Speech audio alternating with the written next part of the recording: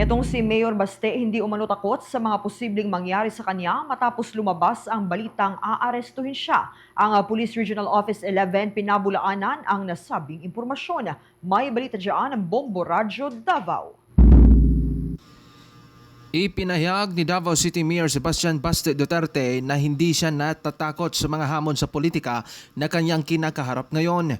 Ayon sa alkalde, hindi siya uurong sa sinuman na haharap sa kanya dahil ang tanging layunin lamang niya ay makapaglingkod sa mga tao at gampanan ang kanyang tungkulin bilang pinuno ng lungsod.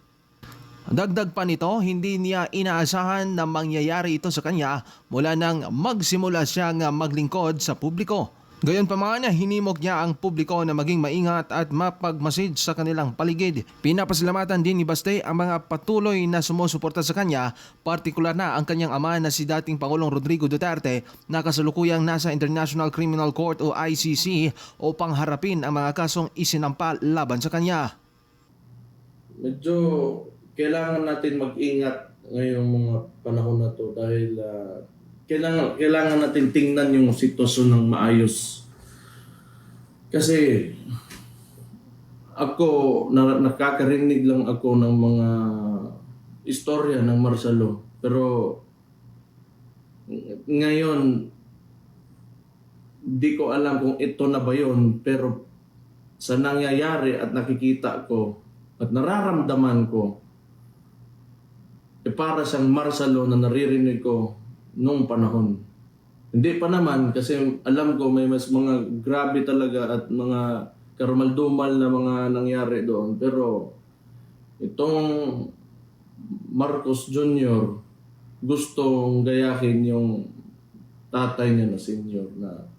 Sa kabilang dako naman, pinabulaanan ng Police Regional Office 11 ang umano'y lumabas na espekulasyon at pahayag ng isang vlogger na si Joy De Vivroa na may 40 pulis na nagtipon sa Davao International Airport upang arestuhin si Davao City Mayor Sebastian Baste Duterte. Ayon kay Pero 11 spokesperson Police Major Catherine De La Rey, isang regular deployment lamang umano ang isinagawa ng RMFB 11 sa entrance ng airport.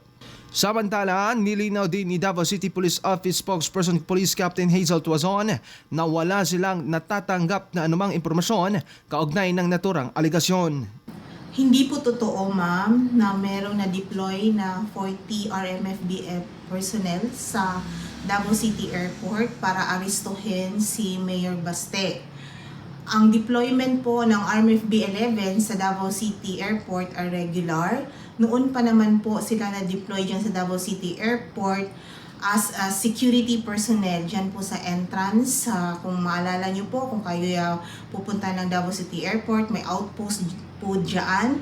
RMFB 11 po ang nakadeploy. At yan ang ulat mula sa impilan ng Bombo Radio Davao para sa Bombo Network News, Bombo Limuel Duero para sa the #1 most trusted radio network in the country, Bombo Radio Philippines, Basta Radio. Bombo!